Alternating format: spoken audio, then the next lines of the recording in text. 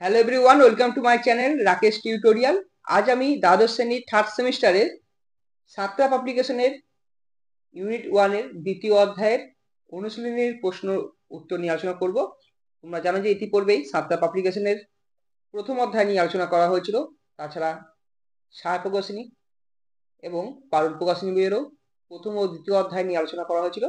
আজকে সাতটা পাবলিকেশনের দ্বিতীয় অধ্যায় অর্থাৎ ভক্তি ও সুফি আন্দোলনের যে সমস্ত অনুশীলনী প্রশ্ন উত্তর রয়েছে সেগুলো নিয়ে আলোচনা করব। এই অধ্যায় নিয়ে আলোচনা করা হয়েছিল। আজকে আলোচনার বিষয় হচ্ছে পেজ নম্বর 50-এ ভক্তি আন্দোলন ও সুফি আন্দোলন। ভিডিওটি তোমরা প্রথম থেকে শেষ পর্যন্ত দেখো। যদি ভালো লেগে থাকে তাহলে অতি অবশ্যই লাইক করো, আর কোনো অসুবিধা হলে কমেন্ট করে জানাবে। আর আশা করি তোমরা এর দ্বারা অনেকটাই উপকৃত হবে, বিশেষ করে যাদের ইতিহাস বিষয়টি রয়েছে বা যারা চাকরি পরীক্ষার জন্য প্রস্তুতি নিচ্ছ তাদের জন্য কিন্তু এটা সমানভাবে গুরুত্বপূর্ণ। ফার্স্ট কোশ্চেন দেখো, প্রাথমিকভাবে ভক্তি বলতে বোঝায় ভাগাভাগি। 2, ভক্তি শব্দের ব্যুৎপত্তি ঘটেছে যে ধাতু থেকে তা হলো ভজ। ইসলাম ধর্মে আল্লাহর প্রতি যে ভক্তির দৃষ্টান্ত রয়েছে তার থেকেই ভক্তিবাদের উৎপত্তি, বলেছেন অধ্যাপক ইউসুফ হাসান। দক্ষিণ ভারতে ধর্মে ভক্তিবাদের বা ভক্তিভাবের বিকাশ ঘটে সপ্তম শতকে। পরে কোশ্চেন, ভক্তি বলতে বোঝায় ঈশ্বরের কাছে ভক্তের সম্পূর্ণ আত্মসমর্পণ। 6, ধর্মীয় ভক্তিবাদের ধারা দক্ষিণ থেকে উত্তর ভারতে সম্প্রসারিত হয় ত্রয়োদশ শতকের মধ্যে। বৌদ্ধ ধর্মের পতনের পর আমাদের দেশে ভক্তিবাদী আন্দোলনের মতো এত ব্যাপক ও জনপ্রিয় আন্দোলন আর সংগঠিত হয়নি। উক্তিটি কার? উত্তর হবে ঈশ্বরী প্রসাদের। তামিলনাড়ুতে ভক্তিবাদের সূচনা হয় সপ্তম শতকে। পরে কোশ্চেন দেখো, 9 নম্বর প্রশ্ন। তোমার দরকার হলে স্ক্রিনশট দিতে পারো অথবা খাতায় লিখতে পারো যে প্রশ্নগুলো তোমাদের নেই বা আননোন প্রশ্ন লাগছে, বা পার্টিকুলার ধরো কারো কাছে একটা পার্টিকুলার টেক্সট বুক আছে, তো সবার পক্ষে তো সম্ভব নয় কেনা, তো সেক্ষেত্রে বলো তোমরা লিখে নিতে পারো। পরে কোশ্চেন দেখো, ভক্তিবাদের মূল কথা হলো আত্মার সঙ্গে পরমাত্মার রহস্যময় মিলন। মোক্ষ লাভের পথ হিসাবে ভক্তিমার্গের ধারণা খ্রিস্ট ধর্ম থেকেই নেওয়া হয়েছে, এ কথা বলেছেন ওয়েবার। খ্রিস্ট ধর্মে প্রথম একশ্বরবাদ তত্ত্ব প্রচারিত হয়। উক্তিটি কার? গিয়ারসনের। Glimpse of medieval Indian culture গ্রন্থটি রচিত হলেন ইউসুফ হোসেন। পরে কোশ্চেন দেখো, মধ্যযুগে অত্যন্তবাদের প্রধান ও প্রথম প্রবক্তা ছিলেন রামানন্দ। ভারতবর্ষের ইতিহাস গ্রন্থটির লেখক হলেন doctor Rabindranath Thapar. Medieval India গ্রন্থটির লেখক হলেন সতীশচন্দ্র। ইন্ডিয়ান ফিউডালিজম গ্রন্থটি লিখেছেন আর.এস. শর্মা। অদ্বৈতবাদ মতবাদের প্রচারক হলেন শঙ্করাচার্য। বেদের সৃষ্টির সূত্র এবং আনন্দের উৎস বলে বর্ণনা করা হয়েছে ব্রহ্মকে। ভক্তিবাদের আদি প্রবক্তাদের মধ্যে অন্যতম উল্লেখযোগ্য ছিলেন রামানুজ। এরপরে নেক্সট কোশ্চেন দেখো, পরের পেজে রয়েছে, যমুনা মুনি ছিলেন বৈষ্ণব সাধক। মুক্তির একমাত্র পথ হলো জ্ঞান। উক্তিটি কার? শঙ্করাচার্যের। জ্ঞান মুক্তির একমাত্র পথ নয়, অন্যতম পথ। উক্তিটি কার? রামানুজের। হিন্দু দর্শন ও ভক্তিবাদের মধ্যে সেতু বন্ধনে কাজ করেন রামানুজ। বেদান্ত পারিজাত সৌরভ গ্রন্থটি রচনা করেন নিম্বার্ক। অদ্বৈতবাদ ও দ্বৈতবাদের মধ্যে সমন্বয় সাধনের চেষ্টা করেন নিম্বার্ক।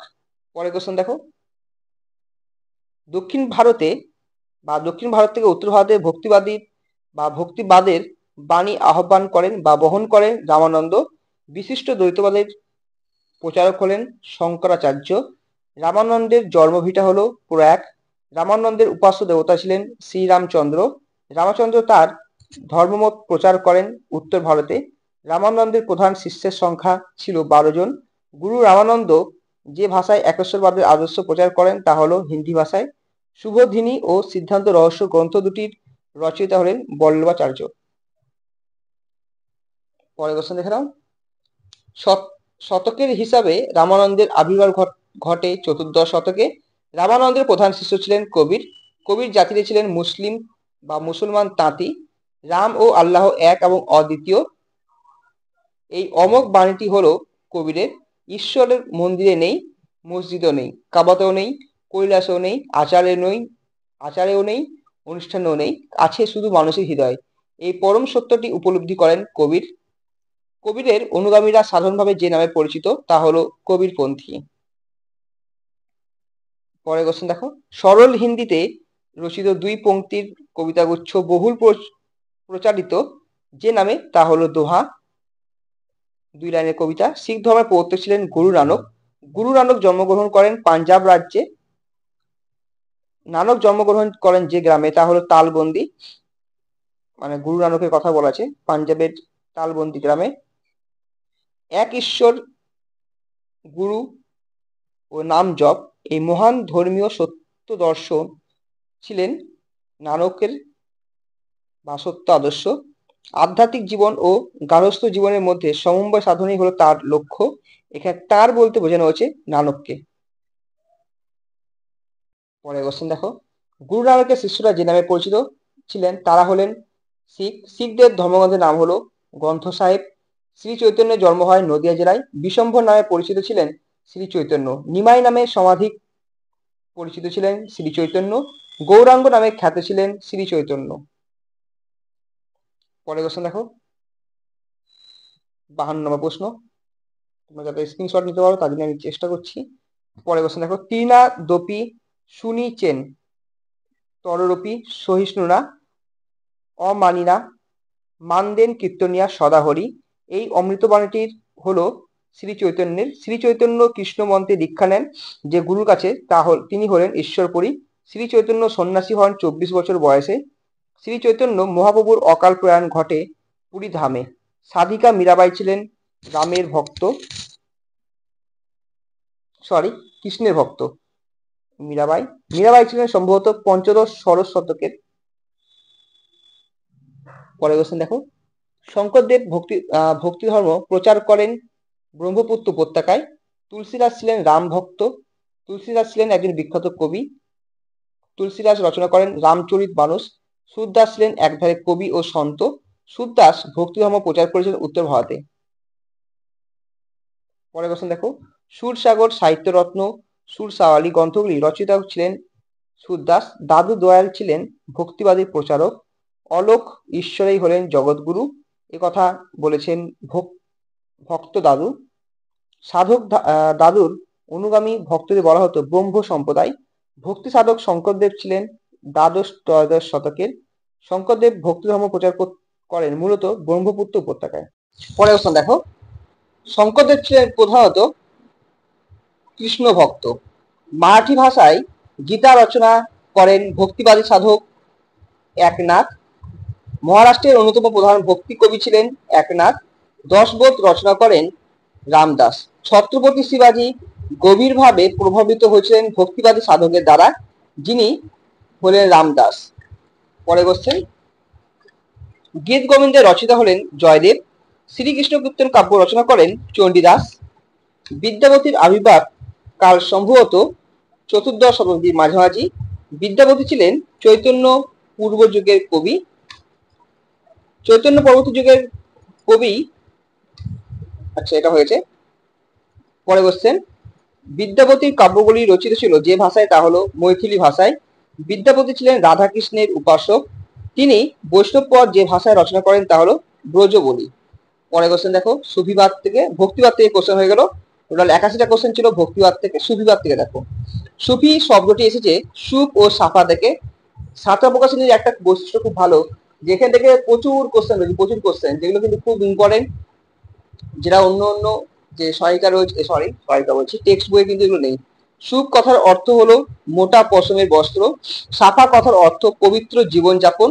সুফিবাদের জন্ম হয়েছিল ইসলামের মধ্য থেকে। সুফিবাদের ভিত্তি হলো কোরআন। দার উল হারব কথাটির অর্থ হলো অন্ধকারের দেশ।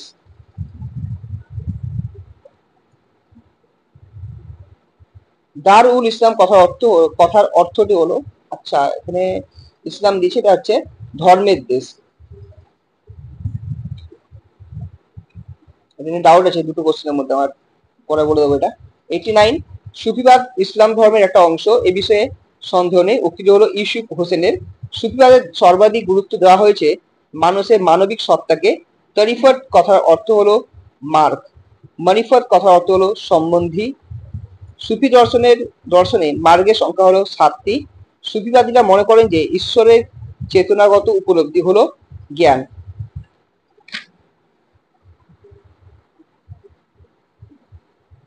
পরের কোশ্চেন দেখো, সুফিবাদের মতে জ্ঞান দু প্রকার।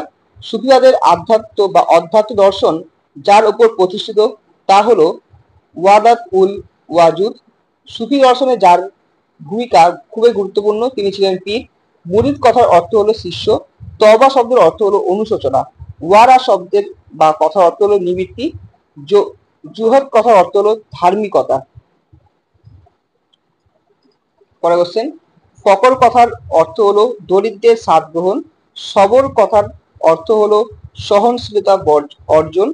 সুফি দর্শনে শুকর কথাটির অর্থ হলো কৃতজ্ঞতার দর্শন বা প্রদর্শন। রাজা কথার অর্থ হলো আল্লাহর করুণা লাভ। সুফি সাধকেরা পার্থিব জগতের সঙ্গে সম্পর্ক শূন্য থাকাকে আবশ্যিক মনে করতেন। এটি হলো তারক-ই দুন্না। প্রধান জনপ্রিয় সুফি সম্প্রদায়ের সংখ্যা হলো 4টি। তোমরা যারা স্ক্রিনশট নেবে ভাবছিলে, এখান থেকে স্ক্রিনশট তোমরা নিয়ে নিতে পারো। পরের কোশ্চেন দেখো, উদারপন্থী সুফি সন্তরা যে নামে পরিচিত তা হলো বি সাহারা। অপেক্ষাকৃত গোড়া সুফি সাধকরা যে নামে পরিচিত তা হলো বা সাহারা। সুফিবাদীরা তাদের ধর্মমত প্রচারের জন্য মোট কটি সিলসিলায় বিভক্ত ছিলেন? 15টি। খাজা মঈনুদ্দিন চিশতি পন্থা প্রতিষ্ঠা করেন 1192 খ্রিস্টাব্দে। মঈনুদ্দিন চিশতি সুফি ধর্ম প্রচার করেছিলেন আজমিরকে কেন্দ্র করে। ভারতের তোতা পাখি নামে পরিচিত আমির খসরু। একটি সুফি সম্প্রদায় পরিচিত ছিল যে নামে তা হলো সিলসিলা। সুফিদের আশ্রমকে বলা হতো দরগা। সুফিদের গুরু যে নামে পরিচিত তা হলো পীর। সিলসিলার সদস্যদের বলা হয় দরবেশ। আবুল ফজলের পরিসংখ্যান অনুযায়ী ভারতবর্ষের সুফি সম্প্রদায়ের সংখ্যা ছিল 14টি। ভারতে চিশতি সম্প্রদায়ের প্রতিষ্ঠা ছিলেন খাজা মঈনুদ্দিন চিশতি। খাজা মঈনুদ্দিনের শিষ্যদের মধ্যে উল্লেখযোগ্য ছিলেন শেখ হামিদ উদ্দিন। পরের কোশ্চেন দেখো, শেখ হামিদ, এটা তোমরা স্ক্রিনশট নিতে পারো। শেখ হামিদ যে ভাষায় সুফি তত্ত্ব প্রচার করেন তা হলো হিন্দাবি। শেখ হামিদ যে সুলতানের রাজত্বকালে ভারতে আসেন তা হলো ইলতুৎমিশ। সুফি সাধক শেখ ফরিদ উদ্দিন গঞ্জ শকর যে নামে পরিচিত বা সুপরিচিত তা হলো বাবা ফরিদ। খানকা বা জামাইত খানায় কি হতো? বিদ্যা চর্চা। মঈনুদ্দিন চিশতির পর উক্ত সম্প্রদায়ের সর্বাপেক্ষা উল্লেখযোগ্য সন্ত ছিলেন নিজামুদ্দিন আউলিয়া। চিরাগ-ই দিল্লি বা দিল্লির প্রদীপ নামে পরিচিত ছিলেন নাসিরুদ্দিন। সুফি দর্শনের মূল কথা হলো ভালোবাসা ও সাম্য। আকবর দীন-ই ইলাহি ধারণা পেয়েছিলেন সুফিবাদী দর্শন থেকে। সুহারবর্দী সম্প্রদায়ের সবচেয়ে বিখ্যাত সন্ত ছিলেন শিহাব উদ্দিন। সুফি জপমালা যে নামে পরিচিত তা হলো তসবিহ। এবার দেখো এমসিকিউ টাইপ 2 স্পেশাল, এটা শূন্যস্থান পূরণ। ভক্তি শব্দের ব্যুৎপত্তি ড্যাশ ধাতু থেকে? ভজ। ভক্তি শব্দের ভাববাচ্যে নিষ্পন্ন হলে অর্থ হয় ভজন। ভক্তি আন্দোলনের সূত্রপাত ঘটে দক্ষিণ ভারতে।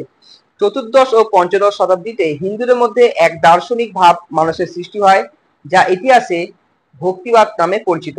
নবদ্বীপ শিরোমণি নামে সুপরিচিত ছিলেন অদ্বৈত মহাপ্রভু। রামানন্দ ছিলেন রামানুজের শিষ্য। শঙ্করাচার্যের জন্ম হয় এক নামবুদ্রি ব্রাহ্মণ পরিবারে। অদ্বৈতবাদের প্রবল প্রবক্তা ছিলেন শঙ্করাচার্য। হিন্দু শাস্ত্রে জীবাত্মার মুক্তির জন্য 3টি বিশেষ গুণের কথা উল্লেখ আছে। মধ্যযুগীয় হিন্দু ধ্যান ধারণার মূল বিষয়বস্তু ছিল ঈশ্বরবাদ। ভক্তিবাদের মাহাত্ম্য প্রচারে সর্বপ্রথম অগ্রণী ভূমিকা গ্রহণ করেন রামানন্দ। পরের কোশ্চেন, ভক্তিবাদের মূল কথা হলো অন্তরের পবিত্রতা, ঈশ্বরের ঐকান্তিক ভক্তি। যে ধর্মতত্ত্ব রামানন্দ কবি জনপ্রিয় করে তোলেন তার মূল কথাই ছিল একেশ্বরবাদ। তুলসীদাস ছিলেন অধ্যাত্মবাদী। ভক্তি আন্দোলনের আদি উৎপত্তি স্থল দক্ষিণ ভারতে। উত্তর ভারতে ভক্তিবাদের প্রচারকদের মধ্যে অন্যতম ছিলেন বিদ্যাপতি। পরের কোশ্চেন, ইসলাম ধর্মে উদারনৈতিক সংস্কার আন্দোলন সুফিবাদে প্রকাশ পায়। উদ্বাদ ধর্মাচার্যরা ঈশ্বরের সেবক নামে পরিচিত ছিলেন। মুসলিম অতীন্দ্রিয়বাদে ড্যাশ প্রভাব? ভারতীয় প্রভাব অত্যন্ত সুস্পষ্ট ও গভীর। আরবদের কর্তৃক সিন্ধু দেশে বিজিত হওয়ার সময় থেকে ভারতে ভক্তি ধর্মের প্রসার শুরু হয়। ভারতে সুফি ধর্মজ্ঞানীদের মধ্যে উল্লেখযোগ্য ছিলেন নিজাম উদ্দিন আউলিয়া। বৈষ্ণব ধর্মের প্রবর্তক ছিলেন রামানন্দ। পরের কোশ্চেন দেখো, রামানন্দ ছিলেন রামানুজের শিষ্য। রামানন্দ তার ধর্মমত প্রচার করেন পঞ্চদশ। রামানন্দ হিন্দি ভাষায় তার ধর্ম প্রচার করতেন। রামানন্দের প্রধান শিষ্য ছিলেন কবির। কবির ছিলেন পেশায় তাঁতি। কবিরের 2 লাইনের কবিতাগুলি দোহা নামে পরিচিত। বৈষ্ণব ধর্মের প্রচারকদের মধ্যে সর্বশ্রেষ্ঠ ছিলেন শ্রী চৈতন্যদেব। শ্রী চৈতন্যদেবের জন্ম হয় পশ্চিমবঙ্গের নদিয়া জেলায়। ধর্মাচার্য নামদেব ভক্তি ধর্ম প্রচার করেন মহারাষ্ট্রে। শিখ ধর্মের প্রবর্তক ছিলেন গুরু নানক। এক ঈশ্বর, গুরু ও নাম জপ, এই তত্ত্ব দর্শন ছিল গুরু নানকের। গুরু নানকের শিষ্যরা পরিচিত ছিলেন শিখ নামে। শিখদের ধর্মগ্রন্থ হলো গ্রন্থ সাহেব। শ্রী চৈতন্যদেবের জন্ম হয় 1486 খ্রিস্টাব্দে। শ্রী চৈতন্যের বাল্য নাম ছিল নিমাই। শ্রী চৈতন্য মহাপ্রভু কৃষ্ণ মন্ত্রে দীক্ষা নেন ঈশ্বরপুরীর কাছ থেকে। তৃণাদপি সুনিচেন তররপি সহিষ্ণুরা, এই মূল মন্ত্রটি ছিল বৈষ্ণব ধর্মের। শ্রী চৈতন্য মহাপ্রভুর অকাল প্রয়াণ ঘটে 1533 খ্রিস্টাব্দে। শ্রী চৈতন্য মহাপ্রভুর অকাল প্রয়াণ ঘটে পুরী ধামে। মীরাবাইয়ের জন্ম হয় যোধপুরে। মীরাবাই ছিলেন কৃষ্ণ প্রেমে বিভোর। তুলসীদাস ছিলেন একজন বিখ্যাত কবি। রামচরিত মানসের রচয়িতা ছিলেন তুলসীদাস। ভক্তি সাধক সুরদাসের ভক্তি সাধনায় প্রধানত প্রবাহিত হয়েছিল উত্তর ভারত। দাদু দয়াল ছিলেন আহমেদাবাদের দরিদ্র তাঁতির সন্তান। আহমেদাবাদ মানে গুজরাট রাজ্য। দাদু দয়াল ছিলেন একজন একেশ্বরবাদী। যারা স্ক্রিনশট নাওনি, স্ক্রিনশট এখান থেকে নিতে পারো অথবা খাতায় লিখতে পারো। পরে কোশ্চেন দেখো, 179 নম্বর প্রশ্ন। দাদু দয়ালের শিষ্যগণ দাদুপন্থী নামে পরিচিত। মারাঠি ভাষায় গীতা রচনা করেন একনাথ। মহারাষ্ট্রের অন্যতম প্রধান ভক্ত কবি ছিলেন টুকারাম। 10 বোধ এর রচয়িতা ছিলেন রামদাস। শ্রীকৃষ্ণ কীর্তন কাব্যের রচয়িতা চণ্ডীদাস। বিদ্যাপতি তার কাব্যগুলি রচনা করেন মৈথিলী ভাষায়। সুফি দর্শন তত্ত্বের উদ্ভব ও প্রচার ঘটে নবম শতকে।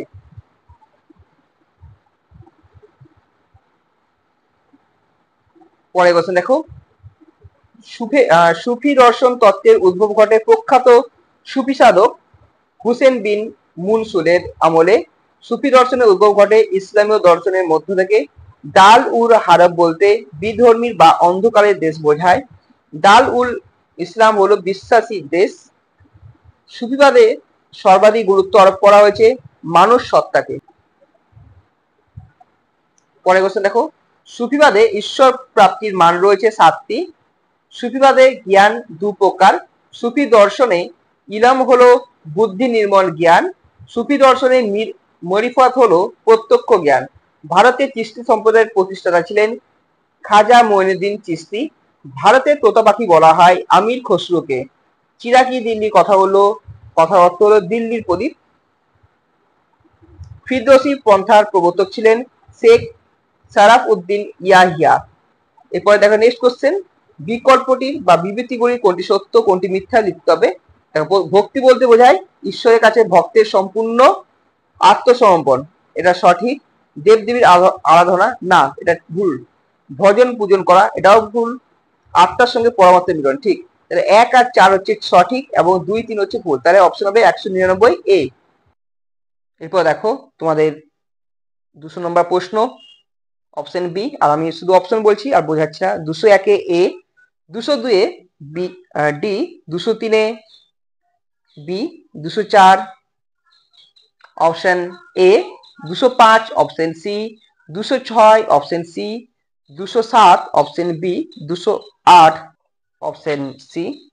অর্থাৎ এখানে এখানে বলতে গেলে শুধুমাত্র 3 নম্বরটা ঠিক আছে। উর্দু থেকে আরবি ভাষার উদ্ভব হয়েছে। হিন্দি হবে না, ফার্সি হবে না, তেলেগু হবে না। অপশন সি হবে উত্তর। 209 option D, 210 option A, 211 A, 212 B, 213 D. এগুলো তোমরা বুঝে কিন্তু করবে এবং এগুলো খাতায় লেখার দরকার নেই, স্ক্রিনশট নিয়ে নিতে পারো অথবা তোমরা এগুলো বুঝে যেগুলো একটু ডাউট আছে সেগুলো লিখে নেবে। এবার দেখো বাক্যের পুনর্বিন্যাস করতে বলেছে, মানে রিঅ্যারেঞ্জ। প্রথমে কবির ভক্তিবাদী সাধক ছিলেন, তারপরে শ্রী চৈতন্য, তারপর রামানন্দ, তারপর বল্লভাচার্য। অপশন সি 215 এ, 216 অপশন হবে বি, 217 এ, 218 অপশন এ। এরপর দেখো ডায়াগ্রাম বা চার্ট ভিত্তিক প্রশ্ন।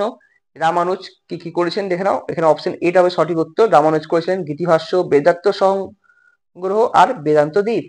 220 ফিরদৌসী পন্থা যেটা রয়েছে হবে। 221 কাশ্মীর আকবর বলা হয়, জৈন উদ্দিন আবেদিন, ভারতের তোতাবাকি বলা হয় আমির খসরুকে। ঠিক আছে, এরকম ভাবে তাহলে অপশন হচ্ছে এখানে সঠিক উত্তর এ, 222 বি, 223 ডি। এগুলো কিন্তু তোমাদের দিয়েছে ম্যাচিং হিসেবে, কিন্তু এগুলো ভালো করে লক্ষ্য রাখবে, কারণ এগুলো কিন্তু পরীক্ষায় নর্মাল এমসিকিউ হিসেবে তোমাদের দিতে পারে। 223 D, 224 C, 225 option A, 226 option C, 227 A, 228 B, 229 A, 230 D, 231 B. এবার দেখো কেস বেসড প্রশ্ন, যেগুলো হচ্ছে বৌদ্ধ ধর্মের পতনের পর আমাদের দেশে ভক্তিবাদী আন্দোলনের মতো এত ব্যাপক ও জনপ্রিয় আন্দোলন আর সংগঠিত হয়নি। বক্তব্যটি হলো কার? এ এল শ্রীবাস্তব। এখানে একটা স্টেটমেন্ট দিয়ে দেবে বা কোনো লেখা দেবে, তোমাকে সেটা বুঝতে হবে কার লেখা বা কি বলতে চাইছে।